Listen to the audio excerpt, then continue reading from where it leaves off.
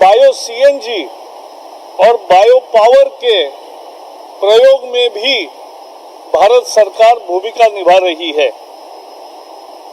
Express peripheral वे करने के कारण 60,000 जो वाहन दिल्ली में जिनका कोई काम नहीं है वो दिल्ली से गुजरते थे, प्रदूषित करते थे, वो खत्म हुआ है।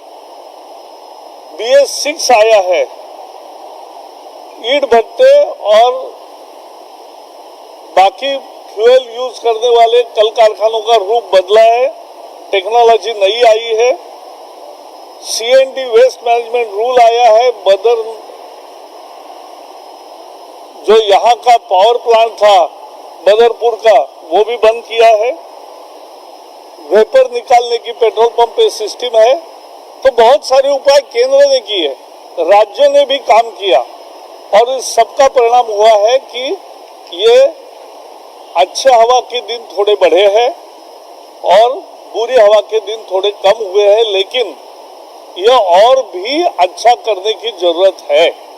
इस पर आज बैठक में जोर दिया गया और हर राज्य ने जो एक्शन प्लान तैयार किया है उसकी आज जानकारी दी, उनको और सुझाव भी दिए गए। खासकर जो एरिया है दिल्ली में, दिल्ली सरकार को ये बताया गया कि जो हॉटस्पॉट्स है मायापुरी, बवाना, नरेला, मुंडका, पंजाबी बाग, द्वारका, रोहिणी, विवेक विहार, आनंद विहार, RK पुरम, जहांगीरपुरी, ये 13 हॉटस्पॉट पर दिल्ली सरकार ज्यादा ध्यान दे। वहां के रोड जहां धूल रोड पर ज्यादा जमी है या अनपेव्ड है वो पूरा करे। बहुत सारे सुझाव उनको दिए गए हैं।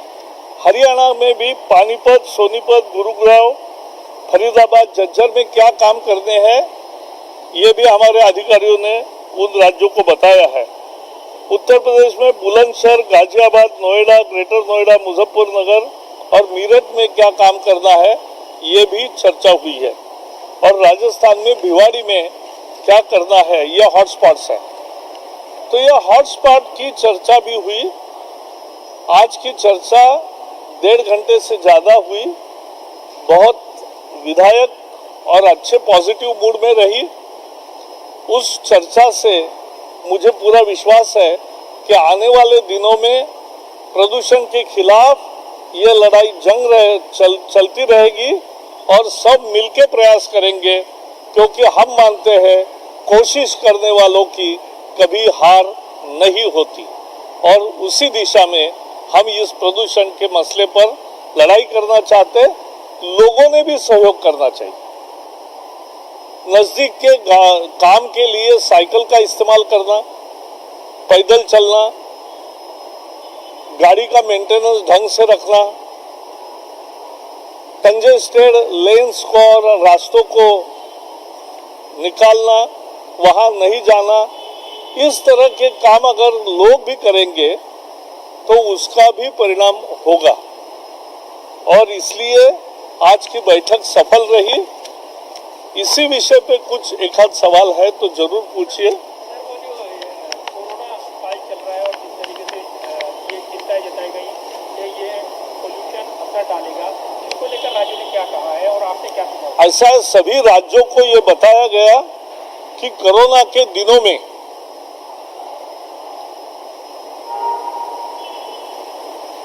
फेफड़ों का ही मुद्दा आता है और फेफड़ों पर प्रदूषण का बुरा परिणाम होता है, तो वो स्थिति को और गंभीर बना सकता है। और इसलिए पंजाब ने भी कहा कि जहां ज्यादा जलता है स्टबल, वहां के किसानों में भी जागृति की एक मुहिम उन्होंने शुरू की है कि आप जलाओगे तो आपके घर के ही लोग पहले बीमार होंगे।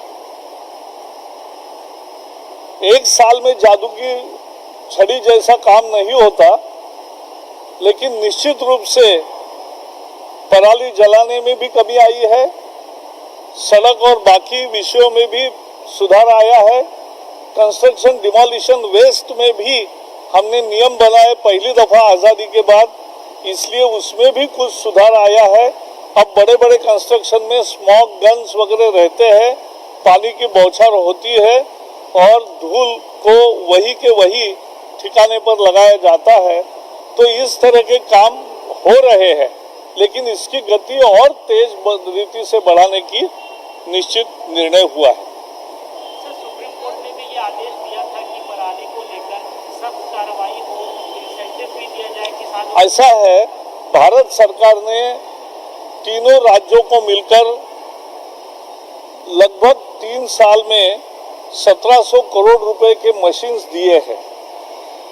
इंडिविजुअल लेता है तो 50% सब्सिडी है, कॉमन लेते हैं तो 80% सब्सिडी है। और उस मशीन के द्वारा अगर करेंगे काम तो उसका परिणाम पराली जलाने का संकट नहीं आता है, क्योंकि पराली निकल जाती है। और जो अभी बायो कंपोजर निकला है, डिकम्पोजर, वो पूसा का जो शोध है उसका भी इस साल ट्रायल ज्यादा होगा, अगले साल और प्रभाव बढ़ेगा।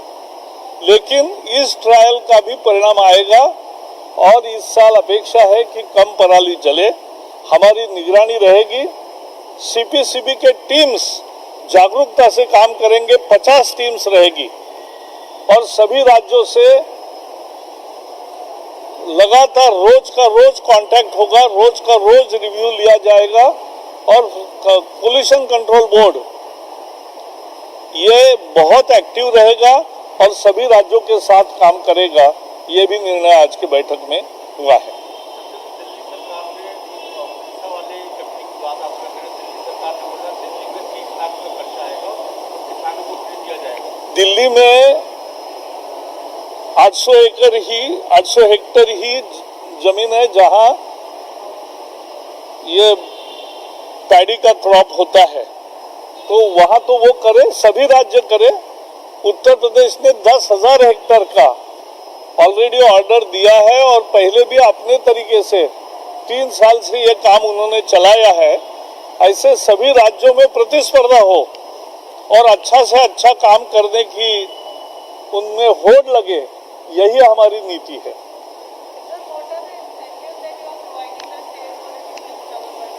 For purchasing machines, we are providing 50% subsidy, 80% subsidy for machines for cooperatives and 50% subsidy for individuals. और एक 8-10 किसान इकट्ठा आके एक मशीन लेते हैं और आपस में चलाते हैं, सब उपयोग करते हैं। ये इस साल भी होगा, इसलिए 3 साल में फॉरेस्ट 3 साल में स्टबल बर्निंग में थोड़ी कमी आई है, लेकिन बहुत अभी आना है। लेकिन केवल पराली का जलना एकमात्र पोल्यूशन का कारण नहीं है। जिस दिन पराली का 15-20 दिन बहुत ज्यादा होता है, लेकिन ज्यादा माने भी 40% होता है, उस दिन भी 60% पोल्यूशन ये रोड की धूल का, कचरे के अप्रबंधन का, बायोमास जलाने का और अन्य कारणों से होता रहता है, तो वो भी कम करना है। तो यही आज तय हुआ। सबको बहुत बहुत धन्यवाद। एक इसके अलावा वो बात